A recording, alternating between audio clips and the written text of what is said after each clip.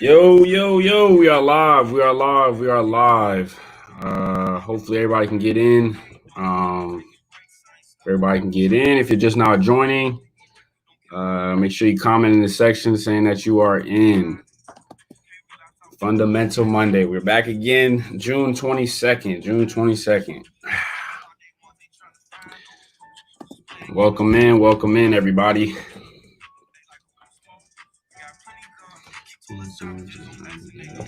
I'll let everybody get a chance to get in here before we actually get started.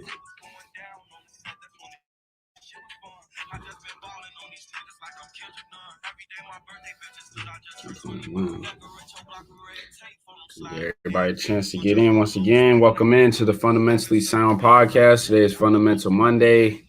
If you're new to the podcast, go ahead and subscribe to the channel.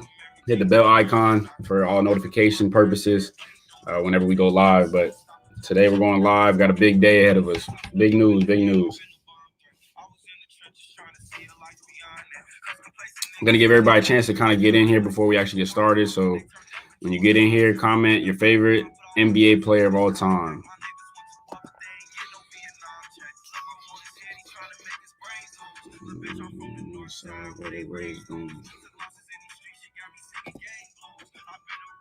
Welcome in, everybody. Welcome in. If you're just now joining, go ahead and subscribe. If you're new, hit the bell icon for any notification purposes, and then comment your favorite NBA player of all time. And then we'll get started here in about 3 to 5 minutes. Give everybody a chance to get in here.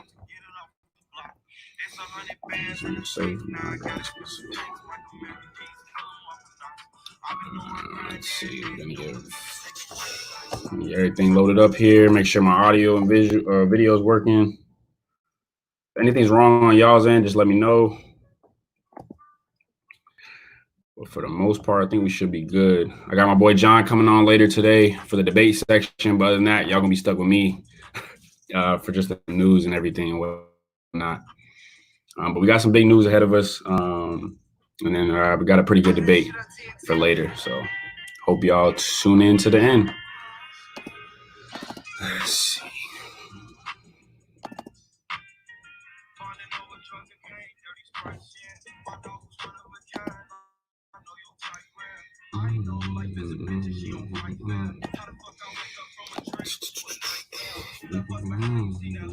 Once again, if you're just now joining, comment your favorite NBA player of all time. We're going to get about 2 to 3 minutes before we actually get into the podcast itself.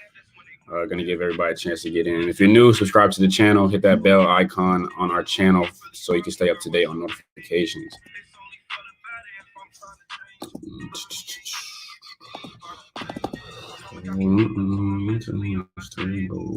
Let's see.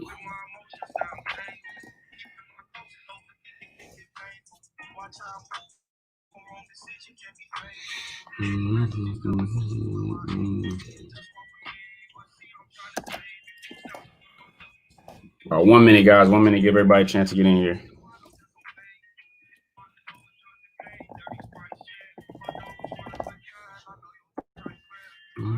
We got our first comment here. Oops, I didn't want to do that. My bad.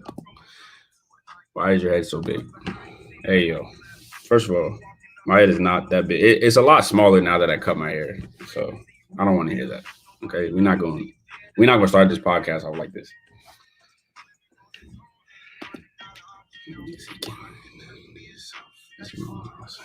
All right, y'all. Let's go ahead and get started with this. So as we give everybody a chance to kind of get in, I'm just going to get started with kind of some upsetting news. I'm pretty sure everybody's heard about what's going on in NASCAR. Before we get into that, I mean, obviously the background information is that NASCAR banned the Confederate flag from all racing events. And while it was like a good move, I guess ethically, there's a lot of, upset fans or whatnot, or even upset drivers. One driver even quit the NASCAR circuit. He had 0 wins, like we talked about on the podcast, so it didn't really matter. He was irrelevant regardless. My boy Jarek's on here. He says his favorite NBA player is James Harden. I don't know who James Harden is. I know who James Harden is, but yeah, of course your favorite player is James Harden. Anyways, like I was saying, with this Bubba Watson incident, Wallace, I'm sorry. Bubba Wallace is an African American NASCAR driver who recently painted basically his whole car before a race. He put Black Lives Matter on it, obviously to promote the movement that's going on. And obviously that upset a lot of people, but for, the Black community, as well as, those who are supporting us, it was a win in our books. And then, like I said, the NASCAR Confederation, I guess, ended up banning the Confederate flag from all races. So that was a huge step in itself. But as far as the Bubba Wallace incident, last night we got breaking news through ESPN. I think it was real late too. I think it was I want to say 10 o'clock Central Time. I'm sorry.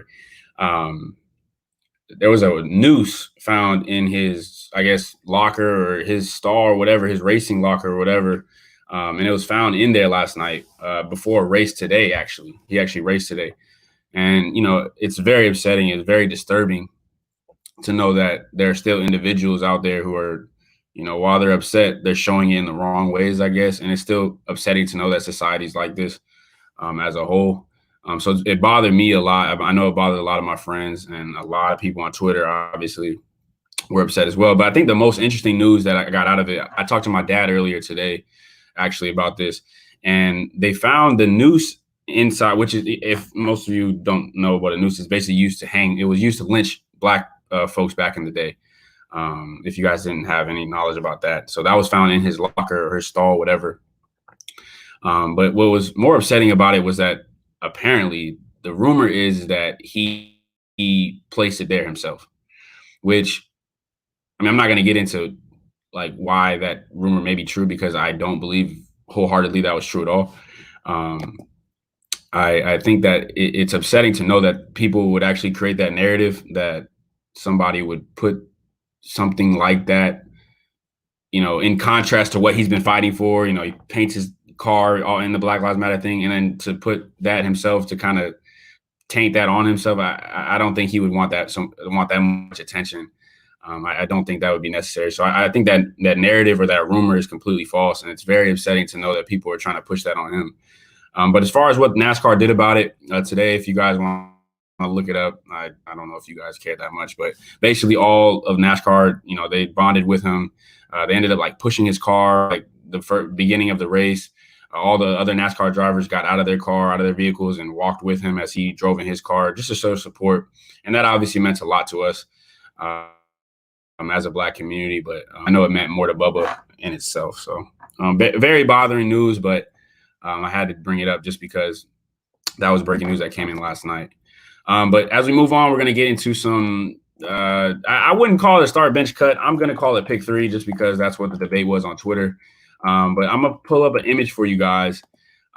It is basically, I want to say it was 9 college basketball point guards in the last 10 years, I want to say.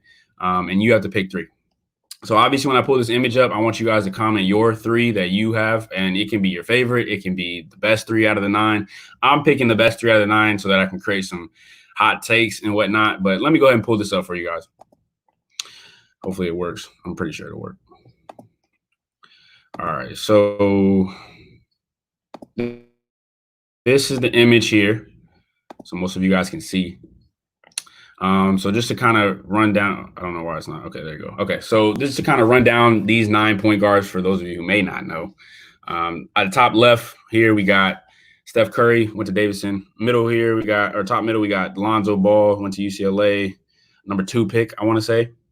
Trae Young out of Oklahoma a few years ago. De'Aaron Fox, Kemba Walker, John Wall, Derrick Rose, Ja Morant, and Chris Paul. Okay, we can hide that. Obviously, the oldest on here is Chris Paul at Wake Forest. So a lot of you, even myself at first, it's rare that I've seen Chris Paul Wake Forest highlights. So that was obviously a turn away, I guess. But from what I've been seeing and what I've been hearing, he was a dog. And obviously, we know Chris Paul is a dog to this day. But this was definitely a very tough list. Just to start things off, Kemba won a championship. I want to say John Wall won a championship. But that Kentucky team was loaded with Boogie Cousins. And I want to say Michael Kidd. No, I don't think Michael Kidd was on that one. But they had a loaded Kentucky squad, without a doubt. So one again, guys, pick your three, your favorite, the best three out of the 9. I'm going to go ahead and pick my 3 I think that are the best out of this group. Okay, starting off, you guys already know I'm a huge Lakers fan. And this obviously included before he got traded, Lonzo Ball. I think Lonzo Ball is probably my favorite point guard in the NBA for various reasons. I won't really dive into detail on why he is, but he's just my favorite basketball player in the NBA currently. I don't think he's a top 5 player. I don't think he's a top 10 point guard, whatever. He's going to be great in the future. That's why I believe in him. But so I'm going to start off with him. His ability to push the ball as a point guard in open space. His ability to, I guess, play at a fast pace, but still play at his own tempo. And at UCLA, a lot of people forget that he actually had a 3-ball. Before he obviously got into the NBA, his shot was iffy and whatnot. But when he was at UCLA, when he was in college, he was shooting, I think, at a 40% clip. So it was very consistent. He was basically a walking triple-double at 6'6" at the point guard position. And then, obviously being 6'6", he's 6'6", he's a great defender. So I'm going to have to take Lonzo Ball for my first pick. Out of this 9. Number 2, this one was tough, but I think Trae Young he has to be in your top 3 if you're talking like best out of the 9. The reason I say that is because the guy averaged close to 25 and I want to say 11, being assists and whatnot. And he led the NCAA in both points and assists while he was in college. Now, granted, the Oklahoma team was not good. I think they got bounced out in the second round. So obviously he didn't make a deep postseason run. But you can't knock him for that. You can't knock him for, averaging basically 26 and 11 or 25 and 11, I'm sorry, on a pretty bad team. But still, to be putting those kind of numbers up in college at the college level is ridiculous. So he's number 2, clear cut. Number 3 is hard because, I have options for Ja Morant. I definitely have a take for Derrick Rose just because of his athleticism. But the thing that both of these guys lacked, I mean, even John Wall too, the thing that both of these guys lacked was I hate to say it, but a jump shot, a consistent jump shot. I have to say that Cardiac Kemba, national champion Kemba Walker is my 3rd pick, simply because he had a consistent jump shot.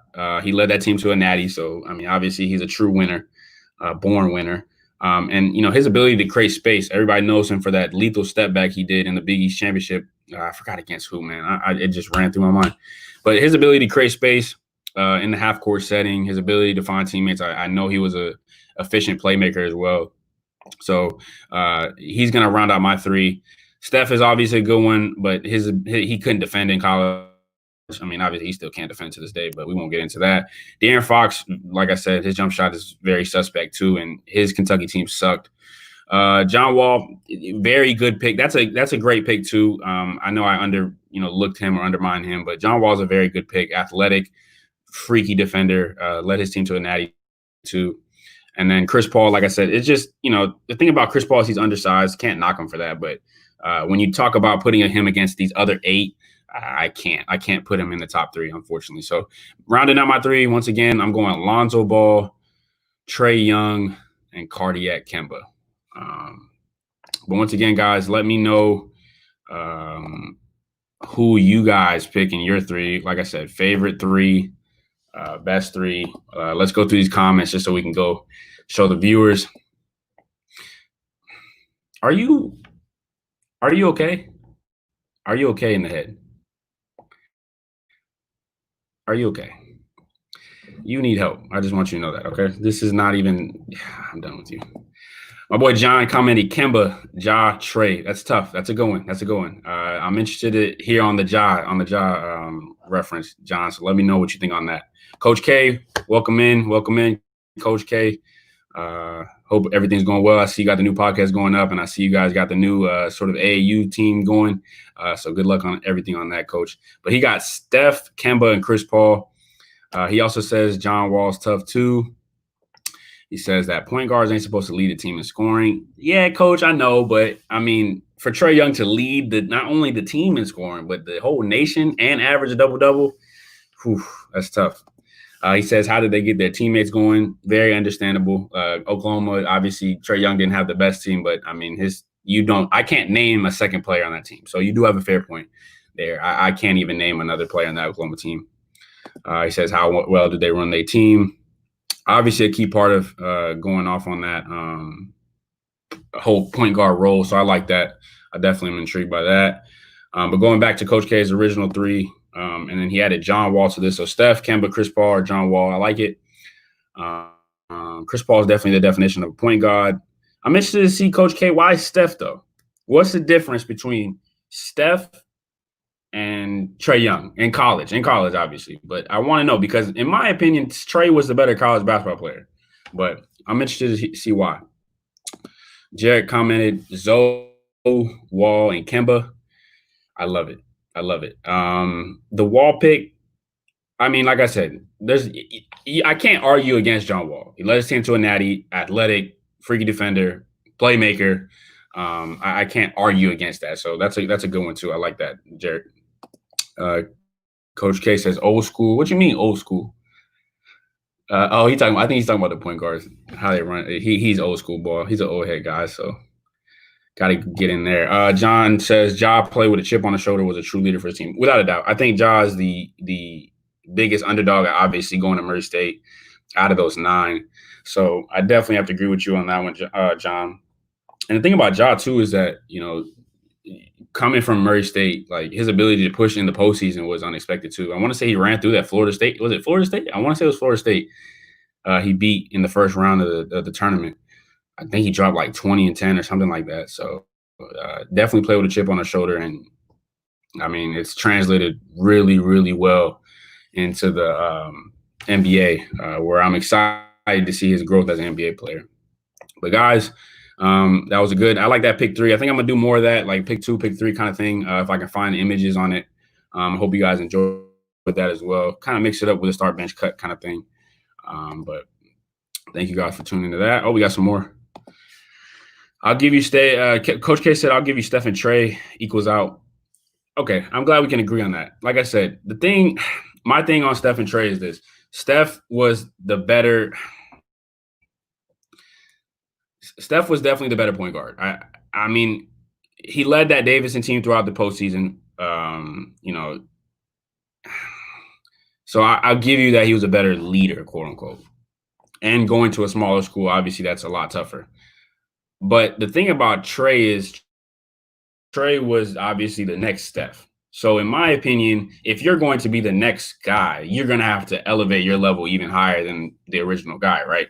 So what Trae did was like, all right, I'm going to shoot the ball at an elite clip, right? I'm going to average 20 to 25 a game, shooting crazy threes, coming off screens, off the dribble, whatever it takes.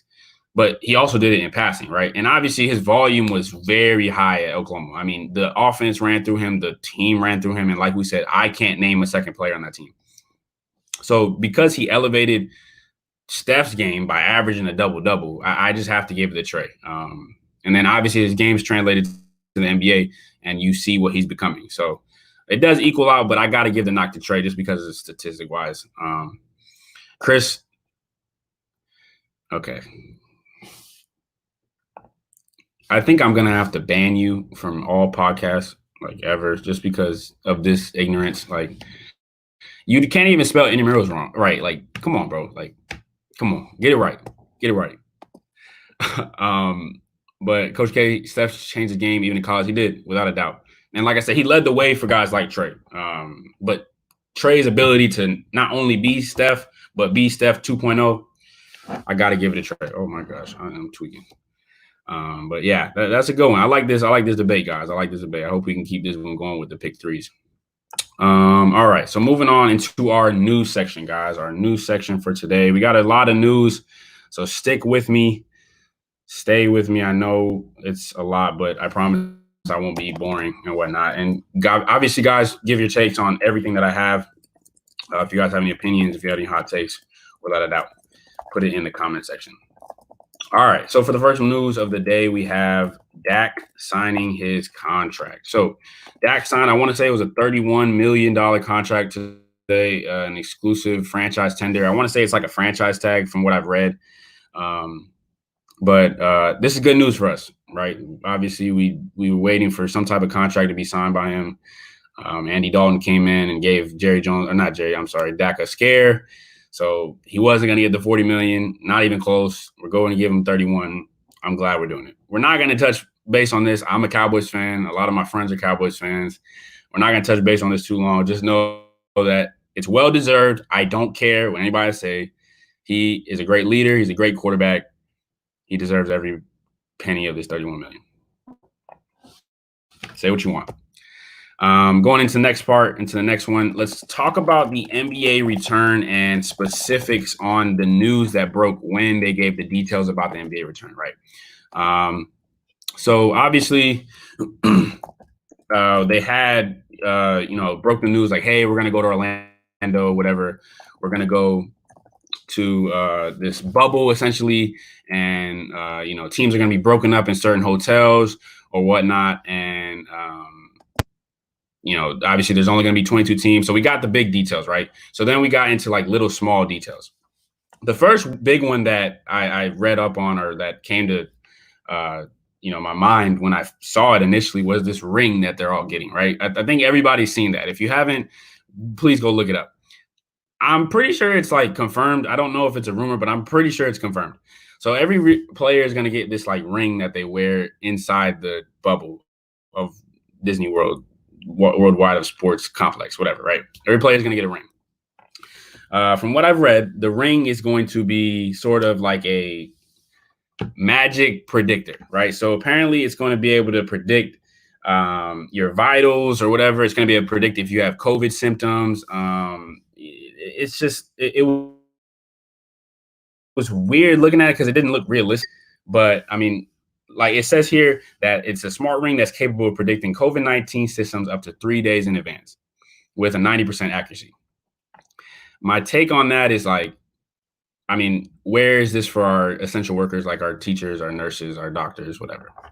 Like, I'm glad that the NBA is giving this to the players, but like, I don't think that's fair. And I think a lot of that is going to come back to bite the NBA because, a lot of people are going to be like, hey, where was this earlier in the, in the pandemic or whatnot? So that's my take on it. But I do think it's a great move for the NBA, especially because they're going to be in this bubble. There's different ways that the virus can get in the bubble. I talked about it on the last podcast, whether it's like food coming in. You guys have to remember that all the employees, they're going to be able to go home, right? So if you're in a hotel, like, let's say you're a hotel like maid or whatnot, you're going to be able to go home. You're going to be, you don't have to stay inside the bubble.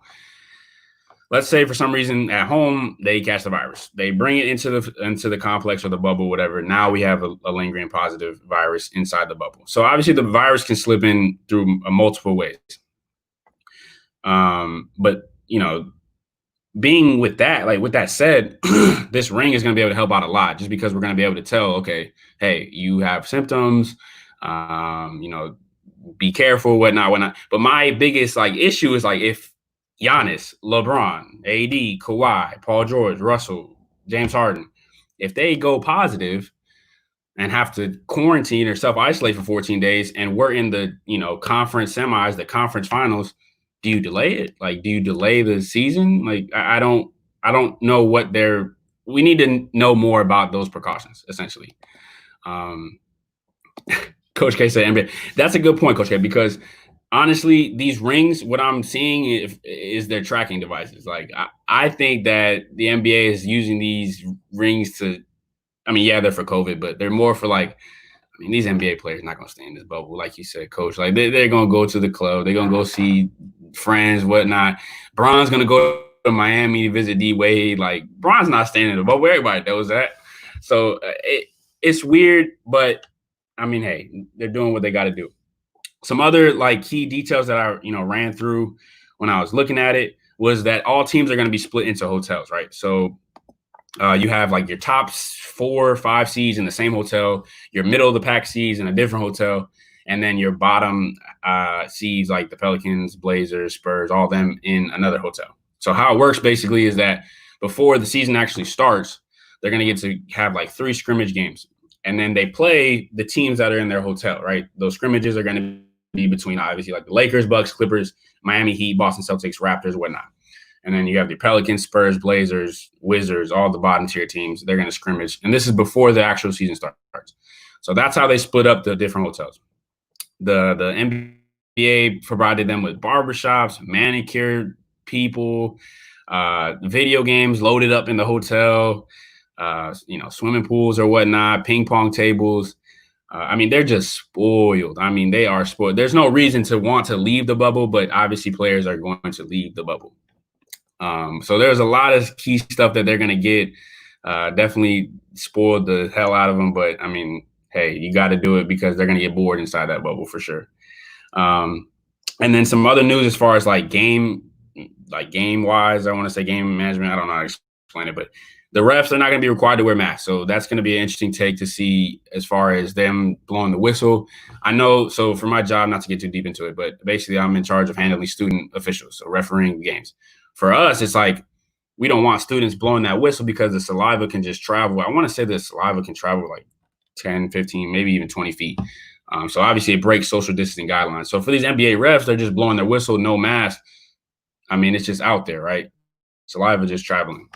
So in my opinion, I thought they should have gone with the electronic whistle or some type of new device that they could have invested in for that. So the refs are going to be no mask, full on whistle, just like normal. But what's interesting is that I read up on the benches, right? So the benches, you're going to have your active players in the first row with your coaches, head coaches, assistant coach, whatnot. All of those are not required to wear masks. You don't have to wear masks. I don't think they will wear masks, even if they wanted to. Except for the head coach. The head coach can wear a mask if he wants to, but obviously he's not required. Then there's a second row, right? The second row is going to be included of extra coaches, extra staff like athletic trainers, personal like masseuse or whatever, and then your extra players that you bring that may not be active for that game. Those players on the second row are required to wear a mask. So that was an interesting thing I took away from that, just because they're trying to take precautions, obviously, with the guidelines and whatnot. All of this, there's going to be more details coming out soon, but I mean, I'm glad that they're preparing for it. It's just scary. It's very scary to think that they can potentially have an outbreak within the bubble, and then we are back at square one, cancel the season. Any little slip can get inside that bubble, and I'm afraid, obviously, everybody is that, that one slip, it just all hell breaks loose. So definitely got to be on the watch for that. I'm excited. I know we're less than a month away, but they definitely need to be careful with this thing. Sticking on the topic of the NBA return, we have a few players that have already announced that they are not returning. And these two players include, if you guys don't know, we'll start with the person that you probably do know, Trevor Ariza. Trevor Ariza is actually going to sit out, and Trevor Ariza is currently on the Blazers. So this is actually a key loss for the Trailblazers in their attempt to, I guess, go on a playoff run. They won't, but Trevor Ariza is currently fighting like a custody battle with his son. So he's actually going to sit out the return. What this does for the Blazers essentially is they lose a key multi-position defender. Trevor Ariza, he's up there in age, but he can guard 1 through 4. I'm positive on that. He can definitely guard 1 through 4, and he's a knockdown shooter. So essentially, he's a 3-and-D player that they're losing. What this is good for Coach K, B, all you Melo bandwagon fans, it's good for Melo because Melo's going to finally get a chance to get like prime time minutes. I mean, I'm talking 20, 25, maybe even high 20s when it comes to minutes. It's good for him. However, on the Blazers end, he can't play defense. So they lose a key defender, but Melo could get streaky in the playoffs. And look, guys, look. I tried to tell you. Melo could get streaky in the playoffs, or if they make the playoffs, and that could help them a lot. So it's a win-loss situation. I mean, I think it balances out in itself. It's good for Melo, good for his pride or whatnot. But I definitely think that losing a key defender like Trevor is key. So the next one was Davis Bertans. Davis Bertans is a knockdown shooter. I want to say he's a 4, so he's a true stretch 4. I want to say, I read a statistic today. It was like 78% of his shots were threes. So he's a knockdown shooter, but he's shooting at like a 45% clip. I think he's leading the league in field goal percentage from the 3-point line. He's sitting out because he's had 2 ACL surgeries in the last 2 years, I want to say, and he's in the contract year. So this is good. Coach K, you know who Davis Bertans is. Okay, guys, let me just. I think you know who Davis Bertans is. He plays for the Wizards. He's a 4. All right, I'm just gonna pull it up because you know who it is. Let's see, share screen. All right, just so that you can have an understanding of who this is. This is the guy, Davis Bertans, knockdown shooter. I promise you, he's not a bum. He played for the Spurs, then he got traded, but he's been shooting really well. I had him on my fantasy team. He's a solid basketball player for sure. Obviously, he can't defend, not really athletic, but if he's open, even contested, he's knocking that down. But yeah, just to give you some perspective, Coach, he's not a non-factor. Okay, I promise you, he's not. He's not a non-factor. Anyways, yeah, he's in a contract year, and he's expected to make a lot of money in free agency because he can shoot the ball at an elite clip. He is a factor on offense. So this is good for him. Obviously, the Wizards aren't going anywhere in the playoffs, so it doesn't really matter for their purposes. Bradley Beal is going to average 80 a game, and they're going to get knocked out. They're not even probably going to make the playoffs, honestly, because I think they're the 9th seed. So Bradley Beal is going to average 80, and then they're going to get sent home. So that's it for that. Moving on to the next part of the news. Coach K is sleeping on Davis Bertans. I love it. I love it. Jason Kidd is in the news. Jason Kidd is in the news. So if you guys haven't heard, I think it was announced earlier today. Jason Kidd is some type of front runner, or he's the next leading candidate for the Knicks head coaching position. Thank God, because the Knicks need somebody. Do I like this move? Obviously, I do. I don't know how I feel about Jason Kidd as a head coach, because he essentially got the Mark Jackson treatment, I want to say. He was with Giannis before Giannis became Giannis and the Bucks became the Bucks. Obviously, Mike Budenholzer, he's a great coach, defensive-minded, so I give him all the credit in the world. But Jason Kidd was essentially the Bucks coach before Giannis became MVP that we know today. I like the move. For Jason Kidd to be interviewed, I don't think he's a good candidate for this job. This is a team with a lot of young players, potentially another young player. I don't think it's a good fit for him. I think he needs a mature team with solid vets or whatnot. Coach K thinks Mark Jackson I think Mark Jackson is the best option here. Mark Jackson has proven to, a lot of people that he can handle young kids. He can handle a team that is, athletically gifted or whatnot, even, gifted mentally or whatnot. But I mean, that team isn't like, okay, they're bad. They're bad. Knicks, John, he said Knicks are the Cleveland Browns of the NBA for coaches and players. Yes, without a doubt. Here's the thing on the Knicks. Here's my take on them. On paper, they look decent. Like, they look okay. RJ Barrett is not a bum. I think RJ Barrett is a proven 17, 8-8 kind of guy. I might be forcing with that. 17, 6-6. He's a solid point guard at the shooting guard position. They need to move Dennis Smith. He doesn't fit. Frank Ntilikina is a bum. He's just a big defender. But gotta go. He's not good at all. But I mean, outside of RJ Barrett, you got Julius Randle, he's a dog. Like, let's not forget who Julius Randle was. He's a dog. Like, he'll give you a walking double. And then Mitchell Robinson, who's their 5, their center right now. He's athletic as don't know what. He's a defender, paint defender. So with those 3 pieces, right, you got RJ Barrett, you got Julius Randle, you got Mitchell Robinson. Them 3 together, that's a good trio. And then you add this 4th piece. Now, it depends on how the lottery works out, but hopefully the Knicks don't get screwed this year, because y'all were supposed to have Zion last year, which I didn't. If the Knicks can pull LaMelo, I think if they pull LaMelo, I think he is the best prospect out of – scratch that. I think he's the second best. I think if they pull either Anthony Edwards or LaMelo Ball out of this draft, I think they have a chance to be in playoff contention again. I wouldn't say Tyler or nothing like that. Elite status, no. I think they're bottom 7, 8 team in the playoffs, because I think one of those 2 players, Anthony Edwards or LaMelo Ball, can turn that program around. I really do, especially LaMelo, because if LaMelo comes, coach, y'all are marketing purposes, y'all are filling up stands, y'all are filling up, season ticket holders. It's scary, because that could be a good thing for you guys. I think that's a good, motivating factor for the players. But on top of that, it all comes down to who's coaching the team. Fitzdale wasn't a good coach. I know they're looking at Mike Brown too. I don't think Mike Brown's a good coach.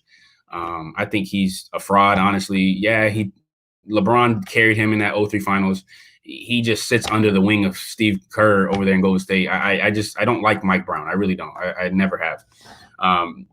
So I think if you get either Jason Kidd, who I don't agree with, but I think it's a good option, or Mark Jackson. I think that they can, with LaMelo Ball or Anthony Edwards, I think it's a good fit. I really do. I honestly do. Coach K said the league is hate. The league is always going to hate you guys. I just want you to know that the league is always going to hate you guys until you guys get a solid star player out of free agency or a trade or something like that. The league is always going to hate you guys.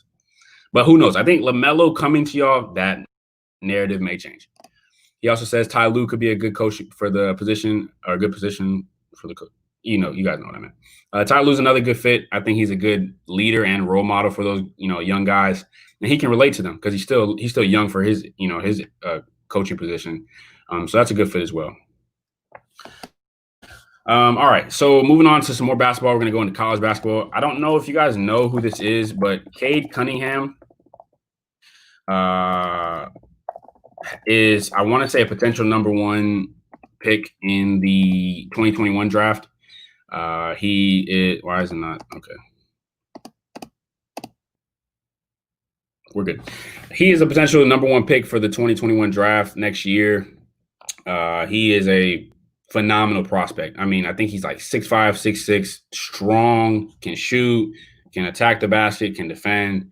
I saw a lot of his clips at Monteverde Academy, the prep academy for his high school clips. He's solid.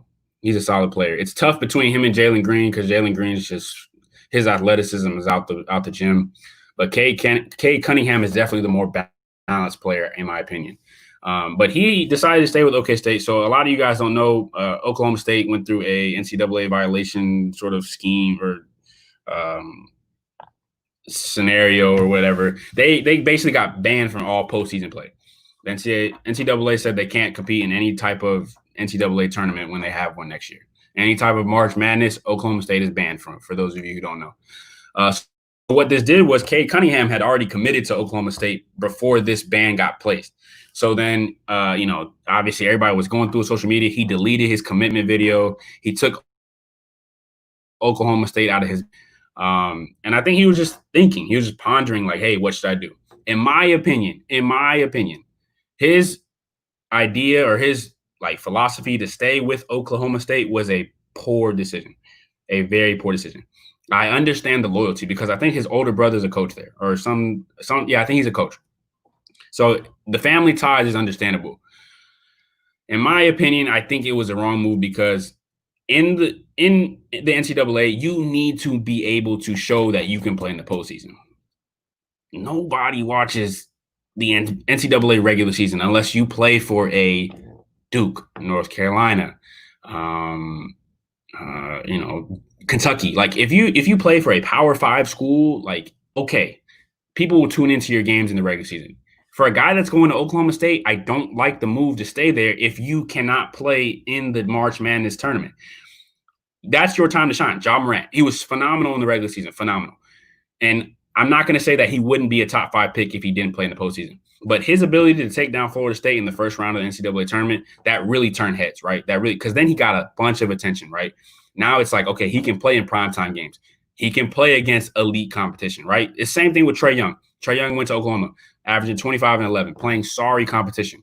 Goes to the NCAA tournament, gets knocked out first, second round, I can't remember, but he puts up 28 and 13. Their ability to play in the NCAA tournament and at a high level is what turned heads. That's what makes you a top 5 pick. Obviously, like Coach says here, he has enough tape, right? If he plays at a consistent level at Oklahoma State, he'll stay at the top 5 level in terms of the NBA draft, right? He's not going to drop at all. My opinion, though, he should have went and chased the bag, right? In my opinion, you go to the G League or this new G League up-and-coming team, you go get a check, and you play with the same competition that's going to be your competition in the NBA, right? You're playing against bigger guys that are, older, vets, whatever, that are in the G League trying to get spots up. I just think that G League opportunity is very, I wouldn't say underappreciated, but a lot of these college kids need to look at it a lot more because their time and their resources are getting wasted in college. They're not getting paid for a lot of stuff. And, like Florida is doing, they're very, very slow in the process, but the athletes are not going to get paid and endorsed for their name. However, that's not going to be until 2-3 years down the road. I know Florida did it, but it's going to take the rest of the states 2 to 3 years at the minimum to get that done. So I just think that the G League was the move for him. I think because of his family ties and loyalty, I think that's the reason why he's stayed with Oklahoma State, which is totally understandable. I don't knock him for that. I just think that, in my opinion, he folded and should have went to the G League and cashed that check out. So tough news on that one, but I'm excited to see him. Like I said, I think he goes number 2 next year in the draft. I think Jalen Green is the number 1 clear-cut pick just because of his pure athleticism. He's 6'5", can attack the rim, can shoot, and just long and athletic, just freaky athletic. So obviously those kind of guys don't fall off number 1 unless some type of injury happens or he just completely crumbles over there in the G League. So I got some interesting, for you guys that are still in the podcast, I got some interesting things on this next one, right? So now we're going to move on to the NFL. This is obviously a rumor because obviously it didn't go viral, but it was just funny to see, I don't know. I want you guys to look at it because I have an image for you guys that you guys can look at. So let me share this with you guys. The NFL, somebody leaked or something, some type of image that displayed their new helmets that they're going to try to implement. Like I said, obvious rumor, but take a look. So obviously up here we got the COVID-19 series helmet. This is obviously a leak, so none of this is 100% true, probably not even 50% true. But it's just it's an idea, right? It's a concept. So you have your helmet here with the optional face mask, which honestly, I don't think that's optional. If we're being honest, that's not optional. I think because of the saliva and the sweat traveling, that's gonna have to stay on. And then you have this war Call of Duty Halo breathing astronaut mask, right? In my opinion, I mean, it's a lot. It's a lot. And for those big guys, especially on the line, boy, get them oxygen tanks ready because they are going to be winded. I mean, there's no room for the air to enter or exit if you look at this thing. It looks dope. Don't get me wrong. They look scary. I'm not going to lie. They look tough. But putting myself in their shoes, if I'm a big guy on the line, shoot, even if I'm a running back, 5 to 10 carries, I'm done. Go ahead and get the backup in because I can't breathe. I really can't breathe. But this is obviously for precautions of COVID. So I understand completely. Got to have a mask here, some type of breathing barrier. And then obviously the eye mask up top to prevent any sweat from traveling in or out, any saliva traveling in and out. But I just think this was interesting, guys. I really found it to be something I had to share with you all. But like I said, just a concept, just a leak, just a rumor. But I mean, if it does end up coming true, I do feel bad for some of the guys. Let's see what you guys have to say in the comments. Looks like they about to jump over. That's facts. It's scary, but like a good scary. I don't know how to explain it. Looks like a lacrosse helmet. No, facts. It does. It looks like a lacrosse helmet. It just looks like a Halo helmet. If you guys ever played Halo, it looks like they're about to go into space. It really does. But as far as the NFL returning, we touched on it briefly in some other podcasts. Obviously they're looking to reduce preseason games, like me and John talked about last week. But as far as them not having fans and them having to create new helmets or new protection against the virus. A lot of people talking about, they have to mic up players. That's not a good idea. That's really not a good idea. I really hope that the NBA does not decide to go with that either. I would love to see it. Don't get me wrong. I would love to. But as far as I don't know how to explain, risk management protocols, that's not a good idea for the NBA or the NFL, especially the NFL, because the NFL, you're talking about aggressive guys on the line, even DB wide receiver matchups, they're jabbing at each other, and a lot of those things are not going to be PG minded. So I'm confused. Whoever you are, welcome to the podcast. I've never seen you in our podcast, so welcome. I'm confused, but I'm just going to move on. If you would like to elaborate, by all means, go ahead. Please do so. But yeah, so that's the last thing I had in the news, guys.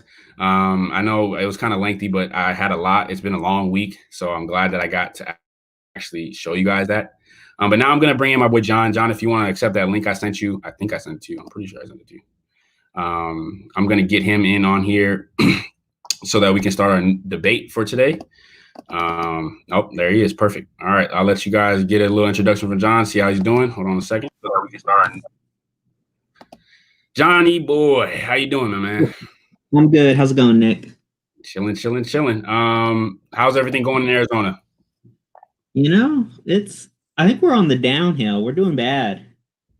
Yeah, I see that, and I can't talk because Texas is a hot spot too. So, Yeah, we mandated so everyone has to wear masks now out in public. So yep. So we did too.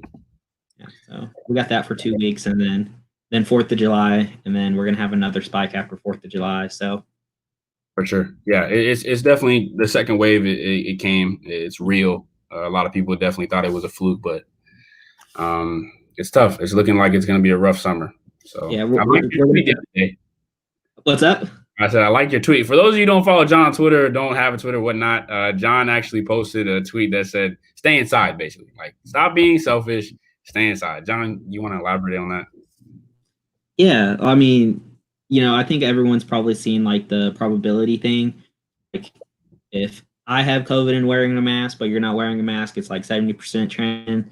So if you're going to go out in public, just wear masks. Like it's keeping you safe and it's keeping the people around you safe.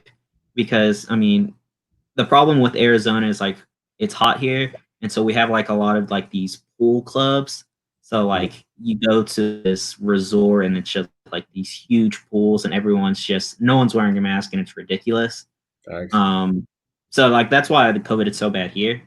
And like I said, no one's wearing masks, and so like that's the issue. It's not protest or people just walking around. It's the people that are going out to the clubs and going to the bars not wearing masks. That's what the problem is. Yep. And they're spreading it everywhere. So just wear your mask. It's just ignorant. Stay inside. Save your money. Right. And I know we touched on too, like the water parks, rivers. Like a lot of people don't understand. Like the experts have already stated that like they haven't proven that the virus can travel through water, but you're talking about spreading saliva, urine, just speaking to somebody at a park or a river right next to them. Mm-hmm. The spread of this thing is what people are underestimating. It's very sad. The ignorance is very sad. Like I was saying earlier, we're gonna have this conversation again a month from now because 4th of July is in 2 weeks, and that 2-week time period is gonna be around July 20th. So everyone's gonna go crazy 4th of July. So exactly. It's gonna be a scary time coming up. It definitely is. But let's go ahead and get right into our debate. We're going to only do one for today, just kind of keep it in with the time frame. Our NBA starting five under 25. All right. So obviously we're not doing any vets. We're not doing probably any prime superstars right now, I think are well beyond 25. So John, I'm interested to see it. Who you got for point guard through center? All right. So I think I'm going to start with center. I'm going to start with center first. Okay. Just because I thought the guard position was kind of tough. But I'm gonna have to go with Cat. People forget that he's still young. Like he's been around, 4 or 5 years, or coming up on 5 years. But that he's a man. Like he's 24 years old, but he is a man in the post. Like I've seen a couple of games where where he squared off against Anthony Davis, and he gave Anthony Davis the business. Like he dominated him, and I think it's just his pure strength. And he has an all-around offensive game. He can play in the post. He has a mid-range. He has a three ball, and he's decent on the defensive end too. Sure. And again, he's averaging 25-10, 25-15 on a nightly basis with ease. So I think Cat is one of the most overlooked players in the NBA just because of where he plays. But I think he's going to be a pretty dominant force for the years to come. So I would have to start with him as my center for sure. I like it. For my power forward, I'm going to go with Zion. I'm going to take a chance on that one just because I think the excitement he's going to bring. I think he's going to bring a lot of energy to the game, to the floor, and and like again, he's going to bring fans, highlight reel. So I like him. And so with that, with Zion, he's going to need him a point guard. And so with point guard, I'm going to have to go with Trey. I think having him and Trey Young team up that's just, oh man, you have Trey's a walking bucket. And then, you know what? I'm just going to lob one up. Here comes Zion flying with a dunk. So I think those two paired up together with Cat is very, very good. Okay. And then I'm going to have to go with Luka also. That's a good one. I think Luka, again, he brings pretty much an all-around game. You know, he's a little slow. His defense might not be great, but he's going to try hard on defense. But, you know, he's going to score. He can rebound. He can pass the ball. So he brings a different kind of pace to the game that, just, you know, if Trey and Zion are a little out of hand, he's gonna be able to control that pace and, you know, take over a game. And then my forward, I'll have to go with Jason Tatum. I think out of all the players under the age of 25, I think he might be the most well-rounded. He has an offensive game, he has a defensive game. And I just think he's a true leader for the team. I think he's more of a silent leader. But I think he was put into the spotlight right away, you know, at 18, you know, 19, and, you know, leading that Celtics team, you know, playing against LeBron. And, you know, he had to square up against LeBron, and he held his own as an 18-year-old, 19-year-old against LeBron. He held his own in those first couple of playoff matchups. And so I think he has, you know, the potential to be the face of the NBA. I think he does need to take, you know, like another step. But I think he just brings an all-around game and just a type of leadership that the team, that starting five would really like. For sure. So if I have it correct on the screen, I got Trae Young at the 1, Luka at the 2, Jason Tatum at the 3, Zion at the 4, and Cat at the 5. That looks good? Yeah, it looks good. Listen, this is why we are brothers for life. Okay? I just want you to know that. This is why we're brothers for life. You literally have I'm gonna go ahead and change one of them just because I have to, because otherwise we'd be 5 for 5. I have literally 4 or 5 out of that. I do. I definitely see your points on Cat. The thing about Cat is, John, that people not only overlook him because of the market that he plays in, but because of the issues that he has on the court with other players. I think with Embiid and like the whole Jimmy Butler saga, like it made him look like a little girl. I'm not gonna lie, it did. But people have to remember that he is a certified all-star. Like he's a certified starting 5 in the league. I mean, I want to say he's like top 5, definitely top 5, maybe argue top 3 center in the league on a very good night. So I definitely have to agree with you on that. Let's go to the Trae one. So I got Cat with you. I'm going to agree with you on the Trae Young thing. I'm interested though. Trae Young over Ja Morant for a reason, or is Ja Morant not there yet? I think Trae, just because he has, you know, the jump shot. Right. You know, Ja is more of, you know, attack the basket. With these 5 guys, or with the other 4, you know, they can all get to the basket pretty easily, to like where, you know, I don't think any of them is really like a superstar shooter, but Trae, you know, brings a different aspect to the game. He can score from anywhere on the court. And, you know, he can pull it from half court with ease. You know, he has that Curry range. So that's why I would take him. And again, he has, you know, a year up on him too. So he has a little bit more experience. Without a doubt. Yeah, you know, 2 or 3 years from now, you know, whenever Trae's 24, you know, whenever they're both, you know, at that 25 year, you know, it might be different. But right now, I think Trae, just because of the experience. Without a doubt. I think his ability to come off the dribble, shoot, catch and shoot. He's Steph 2.0, and we see what Steph has become. So, I mean, anybody that has some type of similarity to Steph has to be mentioned. But I definitely have to agree with you. The year up on Ja is definitely a key factor there, so I like that one. Luka, I mean, that's a clear front runner. I mean, he is a MVP candidate. I mean, he was averaging like 28, 9, and 9 or something like that, some crazy stat like that in his second year. So that's a clear cut. And then you have Tatum and Zion. So the only thing I'm going to probably substitute out, I'm keeping Tatum because I think Tatum is, like you said, the future of the league. I think he's primed and ready to take over this league right behind Giannis. But I'm going to take out Zion. I'm going to substitute Bam. I'm going to go Bam Adebayo. I think he is very not underrated because he's just up and coming, but he was an all-star this year. Obviously, it's in the East, so got to give him some credit. I mean, you know, kind of got to give him some slack there, but he's a point forward, essentially. He can play and guard and defend. He can defend the 1 Okay, the 2 through 5. And I just think that his ability to play as a playmaker, Zion's a good playmaker as well, but I think Bam Adebayo showed a lot of us that he's not a bust. He's a true elite, player in this league. So I'm going to substitute Bam for Zion, but I definitely have to agree with your 4 out of 5, John. I like this a lot. Unfortunately, we have some backlash. Coach, what's the deal with Cat? Like, why we got to have so much hate on Cat? But other than that, he says it's a strong 4. Were there any guys that you were like, man, this is tough, John, or like any guys that were like, oh, they could have slipped in here and there? I think Donovan Mitchell. Oh yeah, I think he would have been, would have been a tough spot. He would have had to replace Luka probably. But I just think him and Trey might clash just because they're both very on ball or dominant players. To where at least Luka and Trey together, like Luka can be the one, but doesn't mind playing off ball, and kind of the same with Trey. They can kind of great. I just don't see Donovan as much of a facilitator as those two. And then I'm just a fan of John Collins too. I just think he's a super athletic big. I think he needs to work on his jump shot just a little bit too, but he would be the Zion comparison, I think. Without a doubt. Coach says he saw who's soft. Oh, Cat.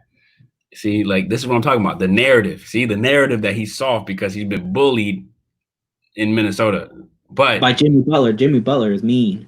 But Jimmy Butler is he's a bully. Like it's proven. I mean, not everybody can take that kind of leadership, quote unquote. But while he's soft, I mean, he's putting up numbers, Coach, against the West. I'm talking about the West. He's not in the East. He's putting this against AD, LaMarcus Aldridge. I mean, certified Western Jokic. Like he's doing this. Yeah, exactly. So I don't know. I don't think he is soft in the head. I think he's soft in the head. He definitely gets little babied and little broed a lot, but he's definitely a force to be reckoned with. But yeah, John, I like this a lot. I definitely, like I said, I agree with pretty much all of your. Here we go. See, look. I agree with all your picks. Obviously, I'm substituting Bam over Zion, but other than that, I think it looks good. For those of you who don't know, John is actually starting a new podcast. The Beard Says, right, John? Do you want to give a little insight on it? The Beard Says. Yeah, so we're doing it with we're working with our school just to kind of keep our students interested and engaged. So it's going to be very similar to how Nick runs his. We're going to have a couple of different segments over main topics are going to be sports. Every now and then we might throw in like a movie or some kind of other activity just to keep it interesting. But it's going to start on Friday. So tune in. I'll share the link with Nick later and he can share it out. And Nick is actually going to be my first guest. That way he can help me make sure it runs smoothly. So I'm excited for that. And we're going to have a lot of fun. Without a doubt. I'll put the link to his YouTube channel in my description box. So if you guys want to go ahead and subscribe, turn that bell on so that you guys are notified when he goes live, that'd be greatly appreciated. Other than that, John, running on our time limit. So appreciate you coming on kind of last minute, but I really do appreciate you, big guy. So thanks for everything. Yeah, no problem. It's always fun. For sure. Everybody out there, thank you for tuning in. I know it's kind of long, but I mean, I try to get as much news as I can, as little time as I can. So I appreciate you guys tuning in to the end. Make sure you guys subscribe if you guys are new. Turn that bell on, and you guys stay safe and stay blessed out there. We'll see you later.